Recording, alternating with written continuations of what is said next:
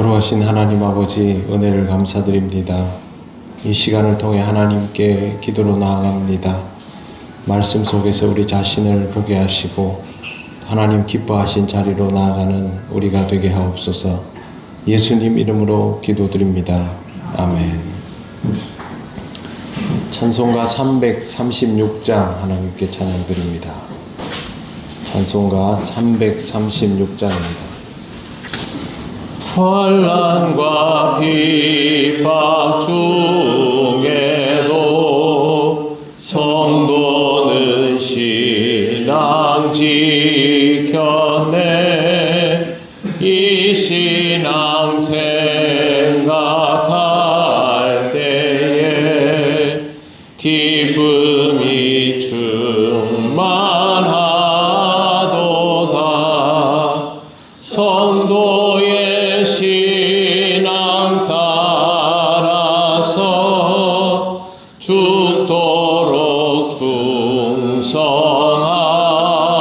충성하겠네.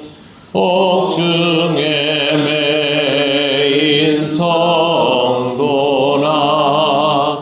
양심은 자유 얻었네. 우리도 고난 받으면 죽어도 영광 되도다. 성도의 신앙 따라서 죽도록 충성하겠네. 성도의 신앙 본받아 원수도 사랑하겠네.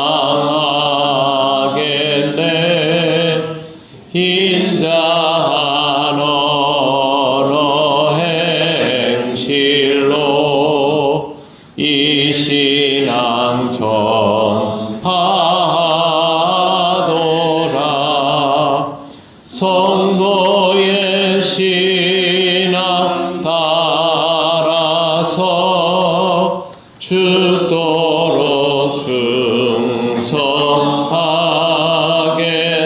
충성하겠네. 아멘.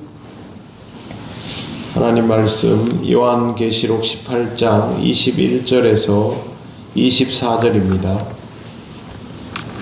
신약 성경 417쪽입니다. 21절부터 24절까지 한 절씩 교독하겠습니다. 이에 한 힘센 천사가 큰 맷돌 같은 돌을 들어 바다에 던져 이르되 큰 성 바벨론이 이같이 비참하게 던져져 결코 다시 보이지 아니하리로다.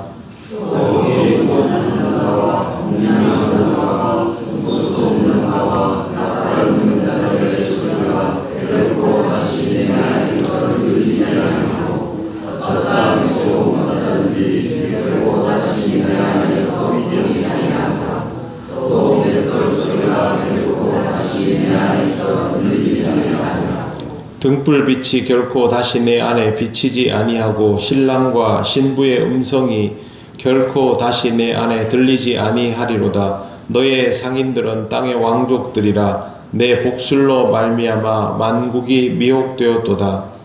선지자들과 성도들과 및 땅 위에서 죽임을 당한 모든 자의 피가 그 성 중에서 발견되었느니라 하더라. 아멘. 네, 어제 읽은 20절 마지막 부분에 보면 하나님이 너희를 위하여 그에게 심판을 행하셨음이더라 라는 내용이 있습니다. 심판은 악인을 처단하는 것이 목적이 아니라 하나님 나라를 이루기 위해서 하나님을 믿는 자들을 지키고 회복하기 위해서 이루어지는 사건임을 분명히 요한이 말하고 있습니다. 심판의 목적을 정확히 이해해야 됩니다. 악인을 처단하는 것이 아니라 하나님 나라를 이루는 것이 심판의 목적입니다. 21절을 보시면 힘센 천사가 큰 맷돌 같은 돌을 들어서 바다에 던져 이르되 큰 성 바벨론이 이같이 비참하게 던져져 결코 다시 보이지 아니하리로다. 이렇게 말합니다. 큰 맷돌 같은 돌을 바다에 던지면 돌이 아무리 커봐야 무슨 소용이 있겠습니까? 일순간 잠기고 맙니다. 바벨론이 그렇게 순식간에 사라지게 될 것이다 라는 뜻입니다. 사실 하나님의 입장에서는 이게 별로 어려운 일도 아닌 것이, 역사 속에 보면 큰 지진으로 섬 하나가 통째로 사라지는 그런 사건이 있었습니다. 또 우리가 잘 알고 있는 것처럼 폼페이 같은 곳에서는 화산 폭발로 도시 하나가 그냥 덮여버리는 일도 있죠. 지금 바로 이웃 나라 일본 같은 경우에도 무슨 일이 생길까봐 전전긍긍하고 있지 않습니까? 하나의 도시, 하나의 대륙이 순식간에 지진에 의해서만으로도 사라질 수 있습니다. 실제로 그것이 전혀 불가능한 것이 아닙니다. 하물며 하나님께서 하나님이 만드신 피조물들을 심판하시거나 교통정리를 하신다는 것은 하나님은 능히 하고도 남을 만한 일입니다. 그것에 대해서 미리 요한을 통해 선포하고 있는 것입니다. 22절을 보시면 검은 곳 하는 자와 풍류하는 자, 퉁소 부는 자, 나팔 부는 자들의 소리라는 표현이 나옵니다. 이건 모두 음악이지요. 음악은 여러 가지 용도가 있겠지만 특별히 본문에서는 연회나 잔치를 의미합니다. 즐거운 일이 많고 그곳에서 음악하는 사람들이 연주를 하면서 흥을 돋구었던 그런 상황들을 생각할 수 있는데요. 뒤에 보시면 결코 다시 내 안에서 소리가 결코 다시 내 안에서 들리지 아니하고 라고 되어 있습니다. 그 말은 이제 이런 즐거움을 만끽할 만한 연회 같은 것, 이런 것들은 있을 수 없게 되었다라는 뜻이고, 뒤이어 나오는 어떠한 세공업자든지 결코 다시 내 안에 보이지 아니하고, 이 말은 공장이 안 돌아간다는 겁니다. 쉽게 얘기하면 산업활동이 이루어지지 않는다는 뜻이죠. 맷돌 소리가 결코 다시 내 안에서 들리지 아니하고, 이것도 마찬가지입니다. 필요한 것들이 있으면 그 필요를 채우기 위해서 물건을 만들고 그럼을 통해서 사회가 움직이지 않습니까? 그런 것들이 안 된다는 거죠. 그냥 바벨론이 침몰하고 멸망해 버리는데 이게 남아 있을 리가 없습니다. 그렇기 때문에 심판이 어떤 의미가 되는지를 분명히 알려주고 있습니다. 23절 등불빛이 결코 다시 내 안에 비치지 아니하고 신랑과 신부의 음성이 결코 다시 내 안에 들리지 아니하리로다. 역시 연회나 잔치 같은 것이 없을 것이다 라는 내용입니다. 세속에서 누릴 수 있는 즐거움은 심판의 순간부터 완전히 사라지게 되어 있습니다. 뒤에 나오는 표현을 보면 너의 상인들은 땅의 왕족들이라 내 복술로 말미암아 만국이 미혹되었도다 라고 기록되어 있습니다. 여기에 나오는 상인은 바벨론을 통하여 부를 축적했던 사람들을 뜻합니다. 그 부유함을 이용하여 땅의 왕족이 되었습니다. 옛날 그 역사를 보면 나라마다 조금씩 다르기는 하지만 특히 이쪽 지역의 역사를 보면 자본을 축적하여서 사적 군대를 만들고 그 군대를 이용해서 용병으로 권세를 가지게 되고 국가로부터 인정을 받아서 영주가 되면 기회를 틈타서 그 영주가 반란을 일으켜서 나라를 집어삼키는 이런 스토리들이 있습니다. 그렇게 할 수 있는 사람들에 대한 기록들입니다. 그렇게 되어 있다는 말은 이런 해석의 근거는 이사야 23장 8절에서도 볼 수 있는데요. 멸류관을 씌우던 자요 그 상인들은 고관이요 그 무역상들은 세상에 존귀한 자들이었던 이런 두로에 대하여 누가 이 일을 정하였느냐. 세속의 도시와 권력에 대하여 이미 구약 성경에 이런 기록들이 있습니다. 복술로 만국이 미혹되었다는 말을 제대로 번역하면 그들이 땅의 왕족이 된 이유는 만국이 내 복술에 미혹되었기 때문이다가 됩니다. 복술이라는 말은 원래 마술, 요술, 독약 이런 것을 뜻하는 단어에서 나왔습니다. 그러니까 전공법을 취해서 부자가 되거나 권력을 잡은 것이 아니라 사람들을 미혹해서 그렇게 권력을 잡고 부자가 되었다라는 뜻입니다. 절대 선한 방법으로 그 자리에 오른 사람들이 아니죠.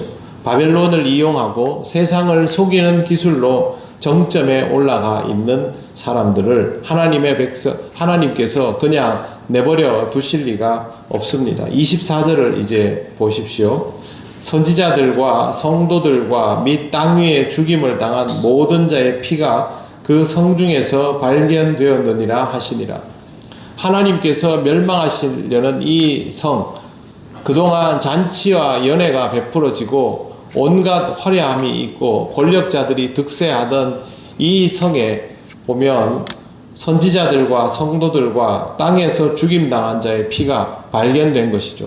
그들은 연회를 하고 기뻐하고 즐거워할 때 하나님의 백성은 박해를 받고 순교하게 되었고, 그 피가 발견되었다는 말은 증거가 여기에 명백하게 있다라는 것입니다.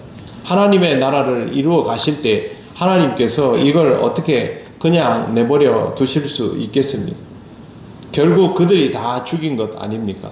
그렇기 때문에 하나님은 이것을 내버려 두시지 않습니다. 죄가 명백하고 증거가 분명히 드러나 있다면 하나님은 심판하시게 되어 있습니다. 그러므로 바벨론과 공생하면 안 됩니다. 바벨론을 이용하여 이 세상에서 자리를 구축하면 안 됩니다. 세상의 방법들을 사용하여 그 자리에 서 있는 것도 하나님은 허락하시지 않습니다. 우리가 그리스도인이라고 말은 하면서도 하나님 나라를 염원하고 소망한다 하면서도 순간순간 이 세상의 방법을 취하며 이 세상의 방식의 권력을 취득하는 데에 눈이 멀어 있습니다. 제가 어제 그 다락방에 대한 영상을 잠시 볼 기회가 있어서 보았는데요.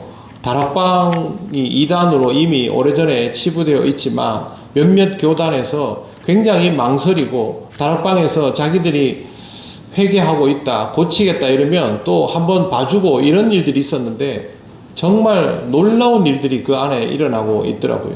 말할 수 없이 참혹한 일들이 일어나고 있음을 보고 이단 사이비들이 정말 어마어마한 일을 하는데 저 사람들이 왜 저렇게 되었을까? 전부 욕망 때문입니다. 신앙생활을 하면서도 욕망을 억제하지 못하면 결국 바벨론과 손잡게 되어 있는 것이 인간의 본성이라는 것이죠. 어떤 경우에도 바벨론과 손잡는 일은 없어야 합니다. 그들이 멸망하게 될 때 하나님은 그들을 심판하시는 것과 똑같은 방식으로 우리를 심판하십니다. 항상 내가 하나님의 백성인 것을 매 순간 의식하면서 살아가시기를 바랍니다. 기도드리겠습니다. 하나님 감사합니다. 오늘도 이 말씀을 우리에게 주시니 감사합니다. 바벨론의 멸망이 우리의 멸망이 되지 않기를 원합니다. 우리가 바라고 염원하는 하나님 나라가 열린 그때에 하나님 나라에 이르는 자 되기를 소망합니다. 우리의 매 순간이 하나님 앞에 서 있음을 인식하는 자리가 되게 하여 주시고 부족함과 연약함을 끊임없이 하나님 앞에 내려놓으며 살아가는 우리들이 되게 하여 주시옵소서. 오늘도 하나님의 자녀로 살게 하시니 감사합니다. 하나님의 자녀임을 기억하며 하나님이 기뻐하시는 삶의 모습으로 살아가는 귀한 하루가 되게 하옵소서. 예수님 이름으로 기도드립니다. 아멘. 하늘에 계신 우리 아버지, 아버지의 이름을 거룩하게 하시며 아버지의 나라가 오게 하시며 아버지의 뜻이 하늘에서와 같이 땅에서도 이루어지게 하소서. 오늘 우리에게 일용할 양식을 주시고 우리가 우리에게 잘못한 사람을 용서하여 준 것 같이 우리 죄를 용서하여 주시고 우리를 시험에 빠지지 않게 하시고 악에서 구하소서. 나라와 권능과 영광이 영원히 아버지의 것입니다. 아멘.